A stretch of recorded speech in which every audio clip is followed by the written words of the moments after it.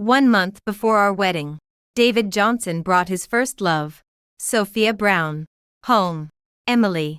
Sophia is back in the country for a trip. I thought it wouldn't be safe for a girl like her to stay in a hotel. She'll stay at our place for a few days. You won't mind, right? Sophia came over and took my hand. David, don't think of Emily as that petty. They say girls should help girls. How could she bear to let me stay in a hotel alone? I shook off her hand. So you know we're about to get married. Then why are you two not following proper moral codes? In a fit of anger, David took Sophia's hand and rushed out of the door. A few weeks later, he sent me a message late at night. A deep male voice asked who he was. It took him a while to reply. Who are you?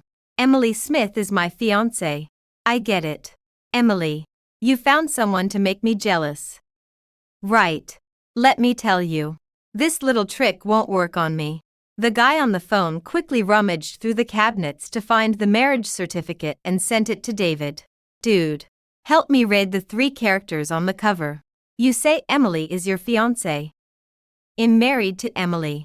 Does that make me your fiancé? David, either she leaves today, or you leave with her. Seeing that I didn't give him any face, David looked a bit angry. Emily, Sophia and I are just friends now. Don't overthink it. We're about to get married. Emily. I came back this time just to catch up with David. I'm not heartless. Just because we broke up doesn't mean we have to cut off all ties. Sophia and I may not have love, but we still have friendship. Besides, I'm engaged to my fiancé. My fiancé doesn't say anything. You and David haven't even got married yet. Is it really necessary to be so controlling? Sophia put her hands on her chest and pouted. So you know we're about to get married. Then why are you two not following proper moral codes? If you insist on keeping her here, then let me tell you, not only are we about to get married, but we might not get married at all. Emily, are you threatening me with marriage? Your family has already sent out all the wedding invitations. If you don't marry me, think about who'll be the one losing face. Don't come begging me if there's no groom at your wedding. Sophia, let's go. Before leaving, Sophia couldn't resist giving me a snide remark. It's the modern era. Your ideas are so old-fashioned. Not allowing your husband to have female friends. You're such an ununderstanding woman. David took Sophia's hand and rushed out of the door. I hooked my foot and closed the door firmly. I didn't just find out about David's contact with his ex-girlfriend now. A few months ago, he would go on business trips abroad every once in a while. And the destination was always the same country, the UK. I've wondered more than once who could be in the UK. It wasn't until my best friend, Olivia Williams, told me that I found out Sophia went to the UK to study after graduating from college. Although I'd seen Sophia's photo on David's WeChat moments, Olivia told me then that Sophia and I looked a bit alike. But I didn't really feel it. But when Sophia stood right in front of me, I was still stunned. Their expressions and meanings were different. But at first glance, even I was a bit confused. No wonder David said he fell in love with me at first sight and chased me so eagerly. On the day he confessed his love to me, he seemed to pour out all the sweet words. It turned out he was just trying to cover up. I am the replacement for his first love. Back then, I naively thought he was a hopeless romantic. But now it turns out the joke's on me. Sophia Brown and David Johnson had just left when Olivia Williams arrived at my place. I showed her the surveillance footage of that scene, and Olivia was so furious she practically jumped out of her skin, saying, "Come on, girl. I'll help you ditch that jerk and celebrate a new beginning." That couple had given me such a headache that I just wanted to crawl back into bed and sleep. But I knew Olivia wouldn't let me off so easily. She insisted I put on makeup, change clothes, and head out for drinks to meet the hot boss with abs I'd heard about endlessly but never seen. That's right. It was supposed to be her company team-building event today. Knowing I was nursing a broken heart after being hurt by that scumbag, she didn't want me moping alone at home. So she dragged me straight to the party scene. Besides letting off steam, she had a little ulterior motive. She wanted a glimpse of the boss' abs. Unfortunately, their boss couldn't make it today due to work commitments. But he's a decent guy, knowing everyone had drunk a lot.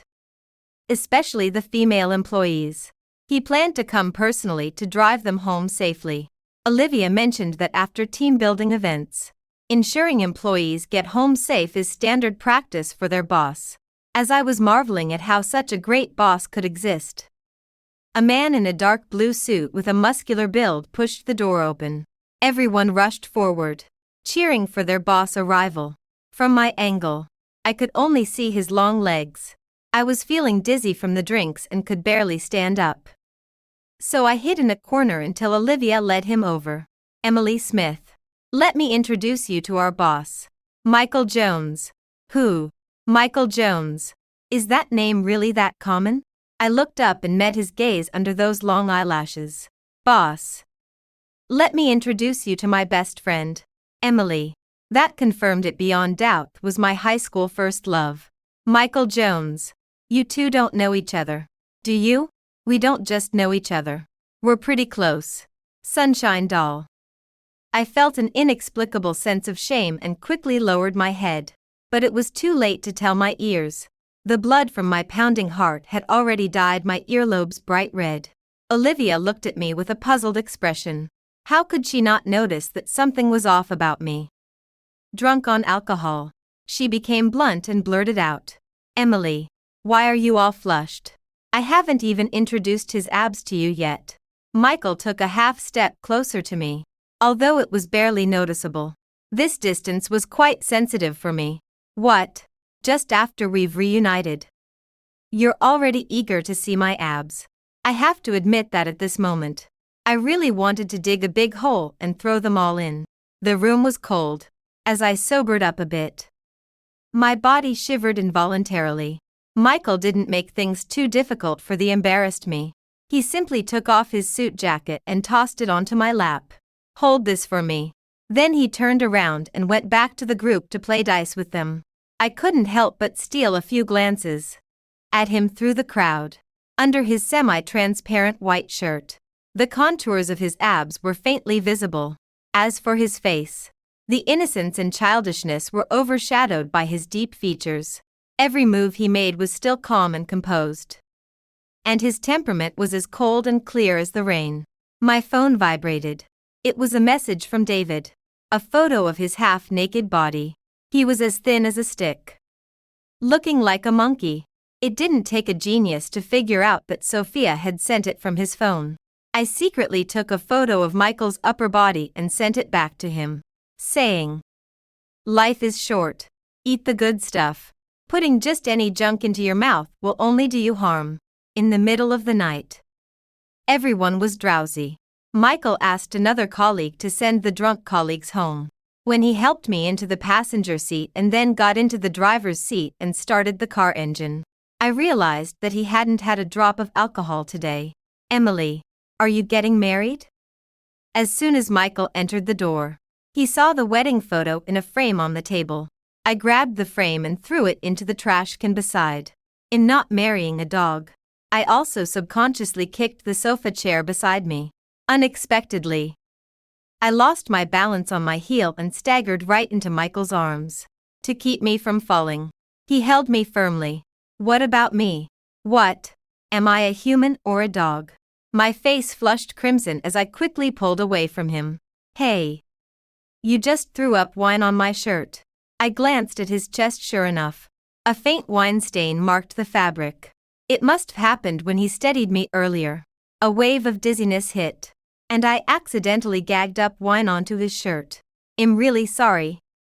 It wasn't intentional. If apologies worked, what would we need police for? What do you want then? Take out your phone. What? Add my contact. So you can pay me back. So he wanted compensation. I hastily pulled out my phone and unlocked it. From his angle, he could see my screen clearly. Unfortunately, it was still open to the chat with David Johnson, displaying that unmistakable half-body photo ID secretly taken of Michael Jones. I swiped it away, but seeing Michael's smug grin, I knew it was too late. Michael added my contact, waving his phone at me as he left. So you ate and drank well tonight. I'm relieved. I covered my face in shame, wishing I could move to another planet. The next day, my phone buzzed incessantly. Opening it, I found an unfamiliar group chat named David's Circle, already flooded with 99 messages. Sophia, I sent the photos of you and David from last night to the group. Look at David and Sophia, they're literally a perfect match. So addictive. If Sophia hadn't been forced to study abroad by her family, David and Sophia's kids would be running errands by now. Please don't say that. David and Emily are getting married soon. I only see David as a brother. Last night, all anyone saw was romance, not sibling vibes. Reading these messages left me fuming. Seeing Sophia Brown as the group admin, I instantly understood the setup. I swiped through the photos. Several showed David Johnson staring intently at Sophia's profile. The input was filled with deep affection and tender feelings. Most importantly, I had never seen him give me such an intense, lingering gaze before. It was clear that his first love still shone brightest in his world. I had no intention of paying them any attention, but unexpectedly, Sophia Brown actively tagged me, saying, "Emily Smith. Don't be upset. I created the group to have them share the photos from last night's gathering. Since you and David are about to get married, I added you to avoid any suspicion they were just joking. So don't take it too seriously." I scoffed mockingly. Emily, since you enjoy adding people to groups so much, why not add your mom to avoid suspicion too? I couldn't be bothered to argue back and forth like a kid. After saying that, I decisively left the group. Wasting even one more second on trash would be disrespectful to the clear blue skies and bright, sunny days visible above. I stretched lazily, planning to get up and wash up, when my phone chimed with a notification again. I thought it was Sophia relentlessly pursuing me, so I rolled up my sleeves, ready to confront her heathen, only to find it was a message from Michael Jones. "Fragrant Lake Park today. Make it up to me." Recalling last night's embarrassment, I buried my head under the covers for a while before reluctantly facing reality. Since the meetup was at the park, I put on simple workout clothes and tied my hair into a neat ponytail. Just as I was about to head out, I unexpectedly ran into David Johnson returning home. "What are you doing back?" he asked, with a few of his buddies trailing behind him. "Emily, I'm here to pack my bags. I'm accompanying Sophia back to the UK for a while. And today I'm formally notifying you that our wedding is cancelled." I was utterly confused by David Johnson's words. "What does that mean?" "It means I'm dumping you." "Then go ahead. But make sure you clean up thoroughly and completely. Don't leave anything behind. I don't want to see you again." David Johnson suddenly let out a few cold laughs. "Emily, even now, you're still being stubborn. Do you have to lose me completely before you learn what regret means? Don't blame me for being heartless. If you could humbly apologize to me today, I might consider spending a few more days with you before leaving, to properly close this chapter of our relationship." "No need. I'm a germaphobe. I don't touch dirty things. I have to head out now, so I won't be entertaining everyone. Please make sure to close the door behind you after you're done packing." With that, I strode toward the door, but David Johnson called out to stop me. "Emily, if you dare take one step out that door today, it's over between us for good. I'll give you some more time to think it through. You're not worth wasting my time thinking about. By the way, please tell Sophia later that she doesn't need to be so hostile toward me anymore. Right now, I'm doing just fine." A loud, angry bang came from behind the door. Honestly, I had never seen David Johnson lose his temper like that. Was it unwillingness or reluctance? That answer meant nothing to me now, as I only heard one of his buddies say, "David, did sister-in-law really just walk out like that? Has she truly given up on you?" I saw that sister-in-law's face showed no ripple, not like she was angry with David Johnson. "Didn't you say that sister-in-law loves you very much?" That she can't live without you. And if she knew you were leaving, she wouldn't even care about her life. And would cling to you to stay. David. I think this time, you've gone too far. Sister-in-law is really angry, and if you don't chase her now, you'll really lose her completely. She'll come back begging me.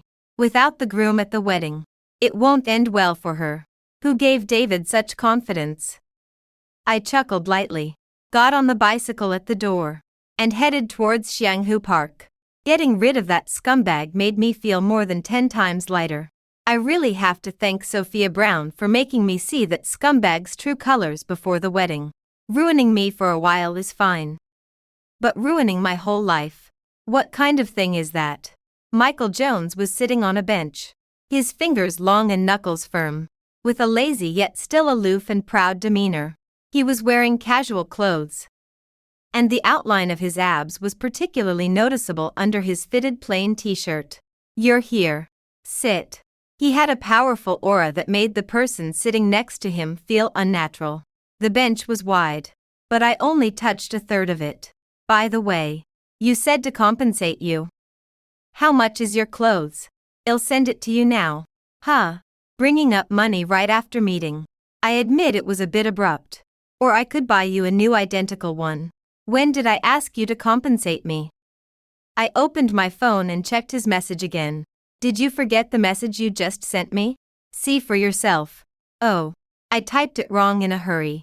Which word was wrong? I glanced at the phone. With only a few words in total. I could see at a glance that the only word that could be a homophone was pay compensate. Accompany me. My face flushed completely red. I didn't know if it was the blood rushing to my head, but my mind went blank, and I didn't know what to say next. You came to see me last night. Was it on purpose? What? Still have unresolved feelings for me? No. I didn't know Olivia Williams' boss was you. So now you love watching hunks with abs. Michael leaned his face closer. Why are you blushing? Could it be that you still like me? Can't forget me all these years? None of these questions could I open my mouth to answer. But I still had to answer. I really didn't. However, Michael Jones saw me shy and became more aggressive. Emily Smith. You get nervous when you lie. And when you're nervous, you blush. You look like this now. Just like when you graduated and said you didn't love me. I stared at a falling leaf in front of me. The vortex of the leaf brought my thoughts back to that big tree in high school. Michael was my back desk mate back then. He used every method to pursue me for 3 years, gradually warming my cold heart. It wasn't that I didn't love him, but at that time, our school was extremely strict about teenage romance, not even dating. But if boys and girls just walked a bit closer or chatted, they'd be flagged as suspicious by the homeroom teacher for investigation. Once caught, it meant immediate expulsion with no room for negotiation. And even students ranked in the top 3 of the grade didn't get any extra leniency for good grades. Michael was among the top performers in our school, practically able to pick any elite university he wanted. I kept rejecting his confessions just to avoid him losing his bright future for me. A few months before the college entrance exam, Michael confessed to me again. I was so overwhelmed by pressure that I agreed in a daze. He was overjoyed. But with the exam looming, he never disturbed me. Only later, when I heard from his best friend that Michael planned to apply to the same college as me, I panicked. There was a huge gap between our grades. I didn't deserve him sacrificing so much for me, but I knew Michael was a stubborn mule once he decided something. Not even a team of oxen could pull him back. I had to deliberately act intimate with another male classmate. When Michael got jealous and raged at me, I told him that cruel line. I never loved him at all. After graduation, Michael smoothly went to Tsinghua University. I never imagined that years later, I'd reunite with my young love at Olivia Williams' team building party. You knew I was lying to you back then. Yeah, Emily. I just didn't see you for a while. How did you get married? Michael frowned at me, wrinkling his brow.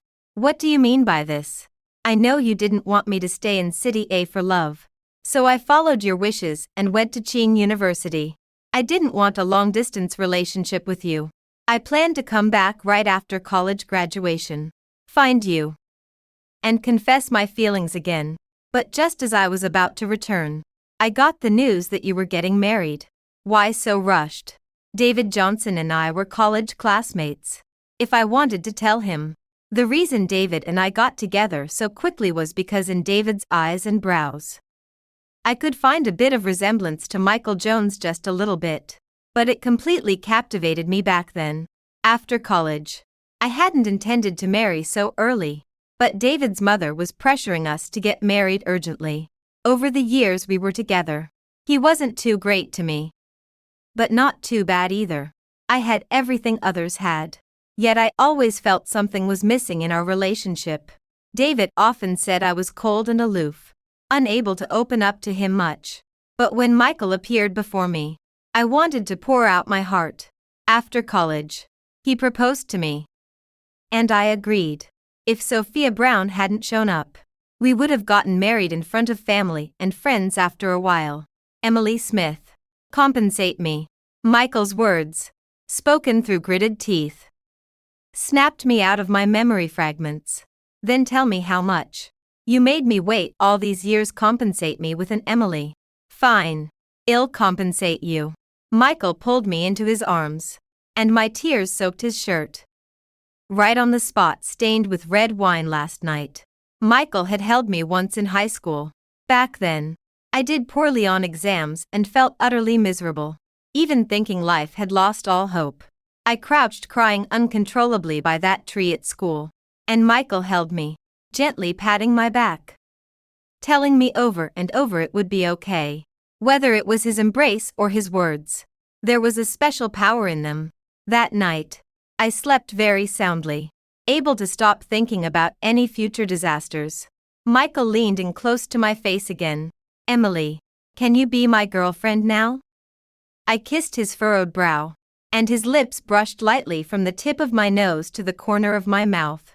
The emptiness that had been missing in my heart for years has now been filled to the greatest extent. I now hope that David Johnson can live together happily abroad with Sophia Brown, and never disturb the happy life of me and Michael Jones. It was only after clearly seeing Michael's face that I realized David had no resemblance to him at all. When is the wedding? Huh? What wedding? I asked in confusion. You can't just take advantage and not take responsibility. Just give me a status. And in the future, you can take advantage as much as you like. Michael and I quickly got our marriage certificate. And with the wedding approaching, he didn't slack off at all. Putting aside his work, accompanying me every day to try on wedding dresses, take wedding photos, coordinate details with the wedding planner, negotiate with the hotel about the wedding process. Compared to David, the irresponsible person, it's almost too pure love. Even Olivia Williams recently complained to me that the boss never comes to the company, and the company is about to go bankrupt. I did advise Michael to focus on his work, as I'm unemployed at home with plenty of time, and I handled many things before alone. So it shouldn't be a big problem. Michael tapped my head lightly, telling me not to be so love-struck. The wedding is for both of us, and so is love. David has been posting frequently on social media lately, all intimate photos with Sophia, and many videos of kissing on the beach, with the same heart emoji in the captions. I didn't delete them, just watching as a joke. While holding my phone, I accidentally liked one, and within minutes, David sent me a voice message. Emily Smith. The wedding is about to start. Your family must be in chaos now. After all, as a girl, if it gets out that you were dumped by your fiancé before the wedding, your reputation might be ruined. Beg me now. Cheer me up. And maybe I'll buy a ticket back in a few days to marry you. I didn't know when Michael came out after showering, suddenly appearing behind me. He snatched the phone away and said in a deep, bass-like voice, Bro, who are you? As a guy, if it gets out that you cheated with your first love and were dumped by your fiancé, wouldn't your reputation be ruined? It's really strange. Reputation is something everyone has. Right. Unless you don't have Onio. You're really not human. I couldn't help but laugh out loud. And Michael quickly recorded my laughter. Whether my wife cheers you up or not, I don't know. And I don't care. But you just gave me a chance to cheer my wife up happily. I didn't expect you to be so thoughtful. Thanks. Bro. You better not come back. There are 2 grooms now. Hey. My wife is praised for being pursued by many. That's good. But me. Being on the same stage as you would ruin my reputation. Bro. Just bear with it. Come back after we're married. I don't know why David is so hung up on this. To offend Michael Jones. His mouth is indeed sharp-tongued. David Johnson probably didn't react for a while. Michael waited for him for a while, but didn't get any reply, saying this guy looks like a dog and his mental toughness isn't as strong as his own dog. After a while, he replied to me, "Who are you?" "Emily Smith is my fiancée. How did she become your wife?" After another while, "Oh, I see. Emily. You also found someone to piss me off, didn't you? I tell you, this little trick of yours is useless to me." Michael quickly rummaged through and found the marriage certificate. Sent it to David. "Bro, help me see. How do you read these 3 words on the cover? You say Emily is your fiancée. Emily and I are husband and wife. So am I your fiancée?" Then he took his own phone, sent me a few photos from high school, sent them to David, and added 2 hearts. After this series of actions, Michael rubbed my head and asked me, "By the way, where do you want to go for our honeymoon?" Michael just wanted me to say the location, and said he would arrange everything else for me. David called me several times in a row. I didn't answer any. Michael said David is not his match, and if he made him vomit blood, he might have to donate blood to him later. Which wasn't really necessary. As for why not delete or block him, it was because Michael knew that even if blocked, David would still find every way to contact me. So he simply kept his WeChat to torment him until he was completely convinced and vomited at the sight of me. Although it was a joke, I was really comforted by Michael. I didn't want to get married with Michael on the same day, or even in the same hotel as David. Always feeling it was unfair to Michael. My relatives are all in my hometown, and it's hard to see David usually. Even if the groom was changed, they probably wouldn't notice. Although this hole was patched, I still felt it was unfair to the one I truly love. More than once, I wanted to announce publicly that the wedding with David was cancelled. And as for my wedding with Michael, we could avoid this time and reschedule for another day. But Michael Jones absolutely refused. I knew he didn't want me to feel too embarrassed. So he preferred to suffer himself. He said to me, "Marriage is just a formality. What matters is who the 2 people standing on the stage are, whether they truly love each other. Only love can bring that stage to life. You've put so much effort into the preparations. Why not take this chance to complete the wedding? I don't want my wife's hard work to end up being dedicated to a jerk. He doesn't deserve it. I do. This isn't your fault at all. Blame me for not insisting back then, and for appearing too late. Honestly, I really couldn't argue with Michael. Since he appeared, he took over the entire wedding. He said this wedding was also something we completed together, since David Johnson never cared about it. It was just as well that this wedding had nothing to do with him. So I wouldn't have to feel uncomfortable anymore. He even thanked David Johnson for giving him the chance to marry me so quickly and for marrying the one person he ever wanted to marry in his life. David has been contacting me frequently lately. Every time I hear a hoarse voice on the phone, I tactfully hang up. After that, I haven't seen Sophia Brown on my social media feed at all.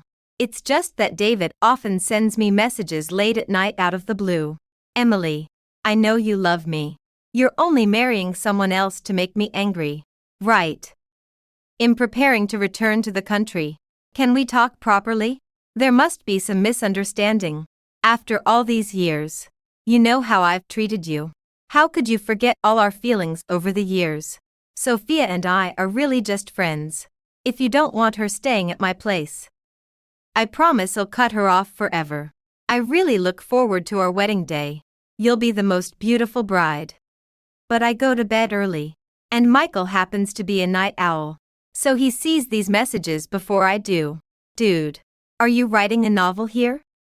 But are you the dominant CEO or the second male lead who's deeply in love? You're the jerk in the story, aren't you? The jerk chasing after his ex ends up in a living hell. He won't be tortured to death, but hell be cursed to death. The next day, when I see the messages, I'm always amused by Michael's replies. I think to myself, David, why humiliate yourself like this now? Before the wedding started, Michael began checking the guest list. Perhaps because David didn't inform his relatives in time that the wedding was cancelled, since he had always clung to the fantasy that he was the groom by the time he truly accepted that he wasn't the groom. He couldn't notify everyone properly in a short time. As a result, many relatives from the Johnson family still came to the wedding. Michael cheerfully went to shoo them away. Sorry, are you David's relative? This is Michael and Emily Smith's wedding. The previous groom was too ugly and got dumped by the bride. Please leave immediately. You can collect your wedding gifts at the front desk. Leaving those Johnson family relatives looking utterly bewildered. Michael Jones was afraid others wouldn't believe him, so he showed them the marriage certificate one by one. But the groom really wasn't David Johnson, and there was nothing they could say. Those called out had to leave silently. If this got out, the Johnson family's face would be utterly humiliated. Michael said proudly to me, I won't say who's actually embarrassed. Olivia Williams smiled knowingly beside him. That's just how my boss operates. The wedding ceremony was halfway through smoothly, and I never imagined David would come to crash the wedding. When he pushed open the hotel door, all eyes turned to him in unison. He must have just gotten off a plane, still holding his suitcase. Emily Smith, I'm here. Facing this sudden surprise, the host was terrified. In his career, he probably never actually dealt with someone crashing a wedding. What? Michael first held my hand, giving me a firm look with a smile. I knew what he wanted to say told me not to be afraid. That no matter what happened, he'd be by my side. This instantly gave me the courage to face the person who had hurt me before in this crucial moment. I couldn't let Michael bear this alone. Michael snatched the microphone from the host's hand. Everyone must be shocked. But don't worry. I've had some snacks set out on the tables. If you need, you can listen while eating. I guarantee you'll see a great show. You can begin now. Fiancé. A commotion broke out below as many people started whispering to each other. Emily. The one who should be standing there is me. It's my fault. I'm late. You can hit me. You can scold me. But don't reject me. Okay. David stepped toward me, each stride adding another tear to his face. I know you still love me. Stop this. Okay. Come with me. Didn't you once tell me you wanted a perfect wedding? We can start over. As David was about to reach me, I waved my hand to stop him. David Johnson, I never loved you. You said you'd give me a perfect wedding. A perfect wedding needs a perfect lover. Are you that? Emily. Can't I just admit I was wrong? Please. Don't hold a grudge against me. Marrying someone casually will ruin your whole life. With a thud, David suddenly knelt below the stage. If you don't agree to reconcile with me, I'll kneel here forever. Dude. Then brace your knees. Well, try to be quick. Michael Jones stood in front of me, speaking to David Johnson. This line made the whole room burst into laughter, and David looked around nervously, lowering his head in shame. Before things settled down, Sophia Brown barged in again, struggling to pull David away. David, this woman isn't worth it for you. Let's go. David pushed her away directly. Why are you still following me? Didn't I tell you to get lost? If it weren't for your meddling, the one standing on stage right now should be me. Do you think I can't see through your gold digger tricks? Back then, you abandoned me because I had no money to study abroad. And now that I'm successful, You're chasing after me again. I was just playing around with you. Did you really think you could measure up to Emily Smith? Sophia was scolded into tears by David on the spot. But Michael and I both knew this was just one of her tactics to appear weak and pitiful. To gain sympathy. She had put so much effort into stealing David from me. And at this moment, she wouldn't give up just because of David's angry words. David. I think you've misunderstood me. I didn't know my presence would affect your relationship with Emily. Sophia even knelt down to beg me on David's behalf. Emily, David truly loves you. Please, reconcile with him. This is all my fault. Hate me as much as you want. But don't blame David. How dramatic. David. So you're not blind after all and can see Sophia is a gold digger. Sophia. You're not brainless either. You know David loves me. Then you two cheating couple really deserve each other and should be stuck together for life. Well then, host. Why don't you officiate their wedding first? How about everyone witness the wedding?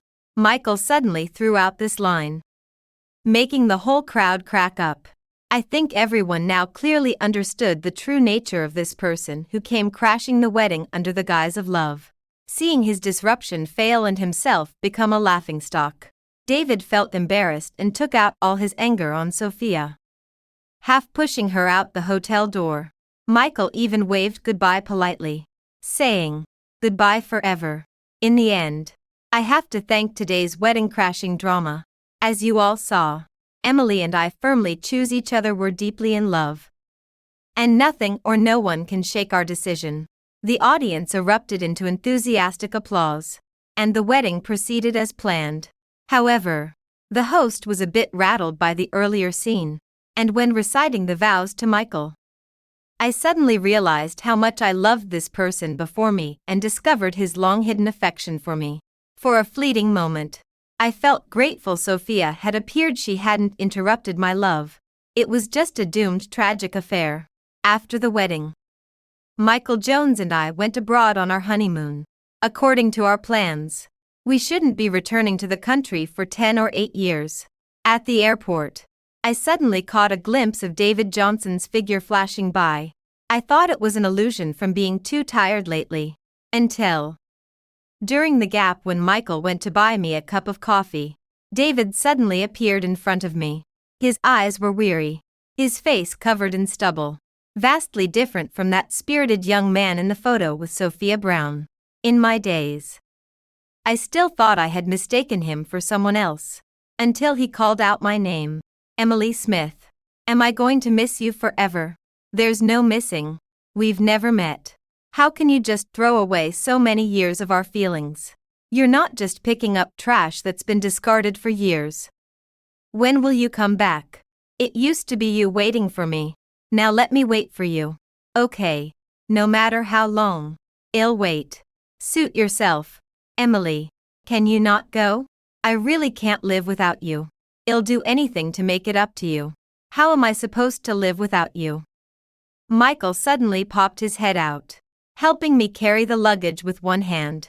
I knew we had to board, and I didn't want to get tangled up with this stubborn jerk anymore. So I turned to leave.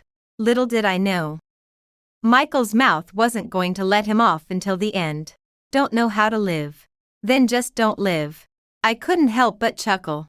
Michael put his arm around my shoulder, and as we turned back, I whispered in his ear, "If you have something to say, say more." You didn't let him off either. The plane gradually lifted off the ground, soaring into the sky. Looking at the speckles on the ground, I suddenly felt that everything in the past was not worth mentioning. The only thing to cherish was that Michael, like a child, rested his head on my shoulder. And even in his dreams, he occasionally said he loved me. At that moment, I felt that my life had ushered in a brand new beginning.